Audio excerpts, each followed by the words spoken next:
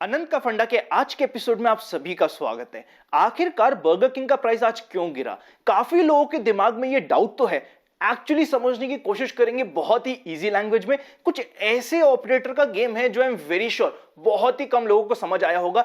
Exact और बहुत ही easy language में समझने की कोशिश करेंगे। अभी तक आई एम वेरी श्योर आपको किसी ने ना तो बताया है, ना ही आने वाले समय में कोई बताने वाला है। उसी के साथ साथ मिसेस वेक्टर्स आईपीओ के रिलेटेड अपडेट, आज के मार्केट का मूवमेंट, कल की एक्सपेक्टेशंस और कुछ इंपॉर्टेंट शेयर्स, इन सभी को कवर करेंगे हम आज के इस एपिसोड में। मेरा नाम है Anant Ladda, CFA CA CFP LLB. Open for all Telegram का लिंक डिस्क्रिप्शन में, वरना लगे यूजफुल तो आप टेलीग्राम पे जाके इन्वेस्ट आज फॉर कल सर्च करेंगे तो आपको ये ओपन फॉर ऑल चैनल मिल जाएगा। 85,000 से ज्यादा मेंबर्स इसका पार्ट बन चुके हैं। फ्रॉड चैनल से बच कर रहिएगा। ओरिजिनल चैनल पे आपको 85,000 से ज्यादा मेंबर्स पार्ट मिल जाएंगे। चलिए शुरू करते हैं अनंत का फंडा का पहला पार्ट, जिसका नाम है मार्केट टुडे।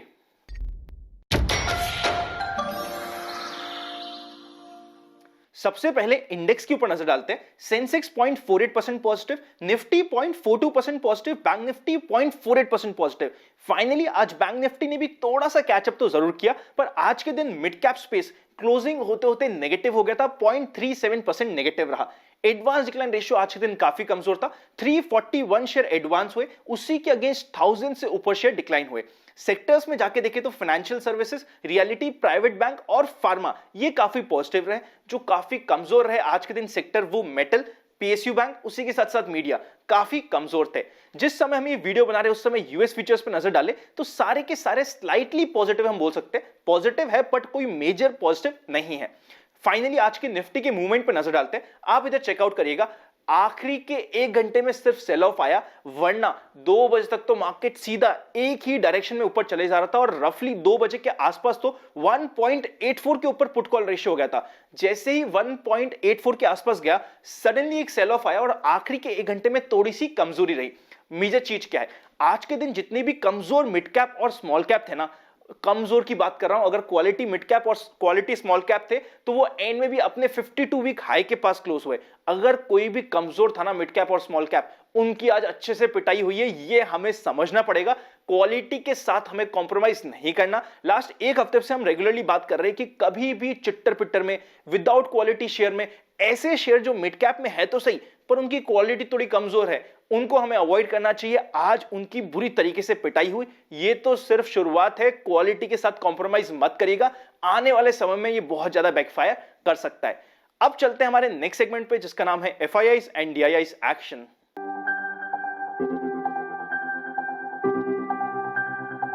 आज के दिन एफआईआईज ने वापस से 2300 करोड़ के ऊपर की परचेज, डीआईआईज की तरफ से 2500 करोड़ के आसपास की सेल। नेट में सेल हुआ है पर एक मेजर फिगर नहीं है, बड़ा फिगर नहीं है, इसलिए अभी हम इसको इग्नोर कर सकते हैं। पर जैसे ही ये फिगर, अगर नेट सेल्स का फिगर 1000 करोड़ से ऊपर का जाएगा, वहां पे हमें थोड़ा सावधान होना जरूरी है। अब चलते हैं नेक्स्ट सेगमेंट पे, जिसका नाम है व्यूअर्स क्वेरी।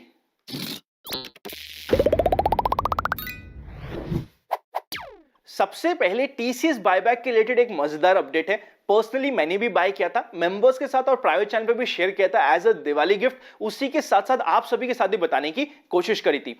इंपॉर्टेंट क्या है, एंटाइटलमेंट रेशियो वही आया जो आपकी और हमारी एक्सपेक्टेशंस थी, 41%, बट एक्चुअल शेयर एक्सेप्टेंस इसमें 60% तक भी जाने की उम्मीद है। तो मैं पर्सनली 100% शेयर्स को बायबैक के लिए अप्लाई करने वाला हूं। ये एक इंपॉर्टेंट अपडेट थी। सेकंड, बात करें मिसेस वेक्टर्स आईपीओ के सब्सक्रिप्शन की, क्यूआईबी 170 टाइम्स से ऊपर ओवर सब्सक्राइब हुआ है, एनआईआई रफली 620 टाइम्स से ऊपर ओवर सब्सक्राइब हुआ है और रिटेल सेगमेंट भी 30 टाइम्स के आसपास ओवर सब्सक्राइब हो गया है। आज के दिन ग्रे मार्केट प्रीमियम इसका 60% से ऊपर चल रहा है, तो एक अच्छी लिस्टिंग गेन की एक्सपेक्टेशंस इसमें भी है। और थर्ड और सबसे इंटरेस्टिंग क्वेरी आज के दिन ये आ रही है कि आखिरकार आज बर्गर किंग का प्राइस गिरा ही क्यों? समझने की कोशिश करते हैं। अभी इस एग्जांपल में जो हम समझने वाले, एक स्टोरी समझने वाले, इस स्टोरी में जो ऑपरेटर है उनका नाम हमने एबीसी ऑपरेटर रख दिया। वो बहुत ही बड़े ऑपरेटर, बहुत ही बड़े पंटर है, एक बहुत ही स्मार्ट प्लेयर है, कहीं ना कहीं हमें ये जानते हैं। और इनका नाम और इनके नंबर ऑफ शेयर्स में डिस्क्लोज नहीं कर सकता क्योंकि एक पब्लिक प्लेटफॉर्म है। हमारे लिए मेन क्या है, स्टोरी समझना और समझना कि एक्चुअली हुआ क्या, समझने की कोशिश करते हैं। हुआ क्या, सपोज करते हैं उनका नाम एबीसी ऑपरेटर था। एबीसी ऑपरेटर सेम आईपीओ में, मतलब बर्गर किंग के शेयर्स में ग्रे मार्केट में बहुत एक्टिव था। 30 रुपए में, 25 रुपए में, 40 रुपए में, 45 रुपए में, 50 रुपए में, मतलब 60 रुपीज तो है ही सही, उसके ऊपर एडिशनल 30 से 50 रुपए के बीच में ये एप्लीकेशन खरीदी गई। 25 रुपए में जिस भाव में मिल रही थी एप्लीकेशन हर जगह से उठाई। मतलब कि सिंगल ऑपरेटर इस आईपीओ में बहुत एग्रेसिव था, उसने जहां से मिल रही थी इसकी एप्लीकेशंस उठाई और बड़े ही मजेदार ऐसी एक्सपेक्टेशंस कर दी कि लिस्टिंग पे 100 रुपए के ऊपर तो ये जाने ही वाला है, ऑलमोस्ट सर्टेनिटी हो गई थी। जैसे ही ये 100 रुपए के ऊपर लिस्ट हुआ भी और ऑपरेटर को फायदा हो चुका था, पर अभी तक जो ये फायदा हुआ था ना, वो सारा का सारा ऑफ द बुक्स हुआ था, क्योंकि जो शेयर थे एक्चुअली ग्रे मार्केट की डीलिंग सारी की सारी कैश में होती है, ये कभी भी बुक्स में प्रॉफिट या गेन नहीं आता है, लॉस या गेन नहीं आता है। अब समझते आगे क्या हुआ। सेम ऑपरेटर जो एबीसी ऑपरेटर था, जैसे ही इसकी लिस्टिंग होती है हर एक न्यूज चैनल पे आते हैं और बोलते हैं कि मैं इस प्राइस में भी बहुत अच्छे number of shares burger king के उठाने वाला हूं। ये न्यूज सब जगह फ्लैश होती है। वहीं पे जैसे ही वो आके सेम चीज न्यूज चैनल पे बोलते हैं, पर्सनली हमारी थोड़ी सी दिमाग की घंटी बजती है कि ये हुआ क्या। ऑलरेडी अगर ग्रे मार्केट में हो रखा था इतनी अच्छी डीलिंग, इतना अच्छा प्रॉफिट, तो वापस से आके बोलने की क्या जरूरत है कि हम यहां पे और बाय कर रहे हैं। वहां पे स्टोरी क्या हुई, जब बर्गर किंग का प्राइस 130, 140, 150 तक गया ना, सबने समझ लिया कि इसके ऊपर तो जा ही नहीं सकता, यहां पे तो शॉर्ट करो। भर भर के छोटे पंटर ने, देखिए पंटर एक तो बहुत मेन पंटर हो गया जो इसमें सबसे एक्टिव था, छोटे पंटर, छोटे रिटेलर्स, कुछ ऐसे लोग जिन पर वो विश्वास नहीं होता, जो मार्केट से लड़ने की कोशिश करते हैं, उन्होंने इसे शॉर्ट करना स्टार्ट किया और इस हद तक शॉर्ट किया, उनके पास डिलीवरी तो है ही नहीं, हद तक मतलब जितना था सब कुछ लेके शॉर्ट करना शुरू करा। अब होता क्या है, जब शॉर्ट होता है ना, T+2 में कहीं ना कहीं डिलीवरी देनी पड़ती है और हमें यह समझना पड़ेगा कि इनके पास डिलीवरी तो है ही नहीं, क्योंकि डिलीवरी तो सारी की सारी, या मेजर बात करी जाए तो कुछ सेलेक्टेड ऑपरेटर्स के पास है और डिलीवरी देने का टाइम आ गया T+2 में, जो रफली आज था। तो आज क्या हुआ, जब इनको डिलीवरी देनी होती है और डिलीवरी नहीं होती है तो ये शेयर ऑक्शन में चल जाते हैं। जब भी कोई शेयर ऑक्शन में जाता है, जो नॉर्मल प्राइस मार्केट में चल रहा होता है उससे 10% ऊपर में कहीं ना कहीं ऑक्शन होता है, ये आपको और हमें सभी को पता है। तो हुआ क्या, सुबह बर्गर किंग का प्राइस ऊपर चढ़ा के रखा, सर्किट पे 10% पे ऊपर रखा, और जैसे ही ऑक्शन हुआ 10% ऊपर, तो सर्किट लगा हुआ है उसके भी ऊपर 10% पे कहीं ना कहीं जाके ये शेयर प्राइस ऑक्शन हुआ, और जैसे ही ऑक्शन खत्म हुआ प्राइस को सीधा तोड़ दिया। जिन्होंने शॉर्ट किया था उन्हें बहुत बुरी खानी पड़ी।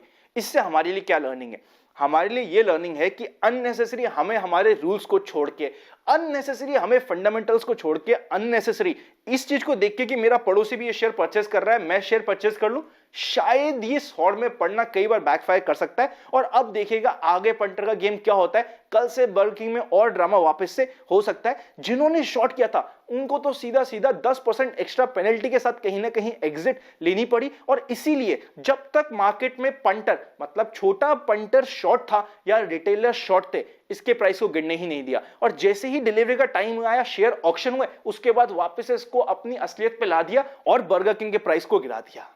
आई होप आप इस चीज को समझ पाए होंगे। कभी भी हमें उड़ते तीर नहीं मारने चाहिए, अपने फंडामेंटल्स पे बने रहना चाहिए। और अगर हम ये बोले कि मार्केट में स्मार्ट प्लेयर ऑपरेटर नहीं है तो वो गलत है। हमें तो सिर्फ ये करना है, जो स्मार्ट प्लेयर कर रहा है उनके साथ लग के वो जो करने की कोशिश कर रहा है वही करते जाना है, और बाकी ज्यादा हमें सोचने की जरूरत नहीं है, और हमें पंटर से, स्मार्ट प्लेयर से लड़ने की भी जरूरत नहीं है। अगर ये वीडियो अच्छा लग रहा है ना अभी तक, और ये कंसेप्ट अच्छा लगा, तो वीडियो को लाइक करना मत भूलिएगा। अभी चलते हैं हमारे नेक्स्ट सेक्शन में, जिसका नाम है stocks of the day.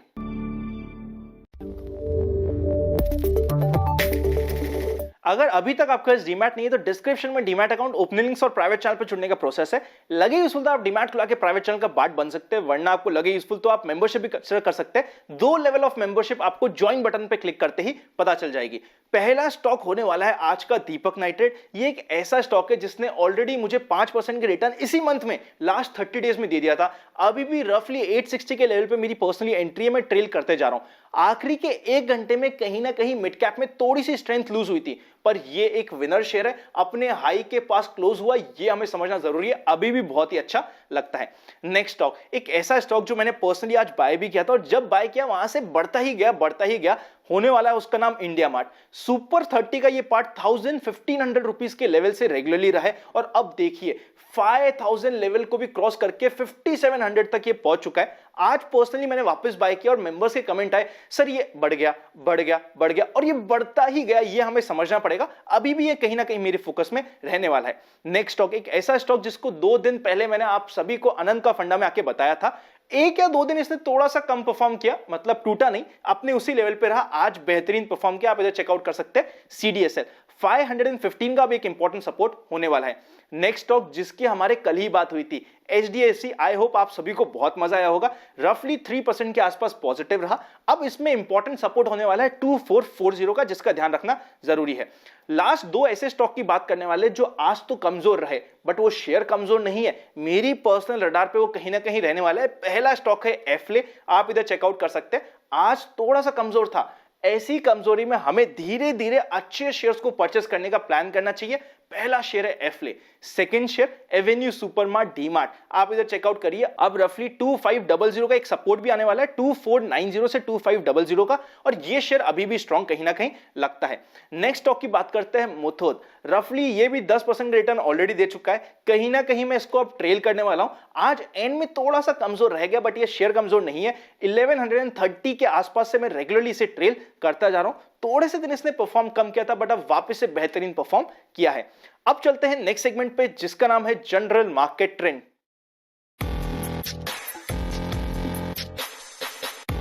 General market trend अभी भी अप ट्रेंड में है, बट हमें यह चीज समझनी पड़ेगी कि मिड कैप की रैली जो आपने नवंबर में और अभी तक दिसंबर में देखी है, उसमें थोड़े से हिकअप्स आने स्टार्ट हो जाएंगे। क्वालिटी के साथ कॉम्प्रोमाइज नहीं करना। लास्ट एक वीक से हम रेगुलरली बात कर रहे हैं, और आज के दिन की जो क्लोजिंग भी हुई है थोड़ी सी सस्पिशियस क्लोजिंग हुई है। इसको देखते हुए क्वालिटी के साथ कॉम्प्रोमाइज किया हुआ बहुत बैकफायर कर सकता है। साथ ही साथ रेगुलरली प्रॉफिट बुक करना और रेगुलरली ट्रेल करना बहुत जरूरी है। आज फाइनली बहुत ज्यादा इंपॉर्टेंट होने वाला है प्रॉफिट बुकिंग पे और ट्रेलिंग पे ध्यान देना अपने शॉर्ट टर्म पोर्टफोलियो पे। मैं म्यूचुअल फंड्स की बात, लॉन्ग टर्म पोर्टफोलियो की बात नहीं कर रहा हूं, शॉर्ट टर्म पोर्टफोलियो में रेगुलरली ट्रेल करना कंपलसरी है।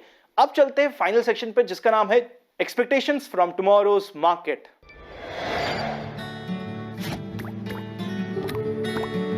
सबसे पहले कॉल का highest open interest 13,000, second highest open interest 13,500 और थर्ड हाईएस्ट ओपन इंटरेस्ट 14,000 पे। जो मेजर रेजिस्टेंस आ रहा है वो वही है जो हमने कल भी बात करी थी, 13,800 से 850 की रेंज। सपोर्ट की बात करें तो पुट का highest open interest 13,000, second highest open interest 13,500 और थर्ड हाईएस्ट ओपन इंटरेस्ट 13,200 का है।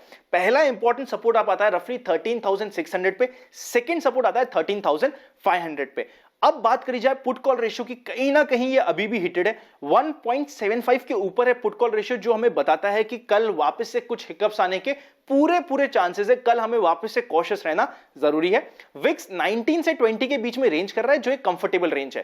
बैंक निफ्टी की बात करी जाए तो 31,000 से 31,100 की रेंज एक इंपॉर्टेंट रेजिस्टेंस होने वाला है, जिसको तोड़ के अगर ऊपर जाए तो एक अच्छा मोमेंटम आ सकता है। 30,200 का पहला इंपॉर्टेंट सपोर्ट आता है।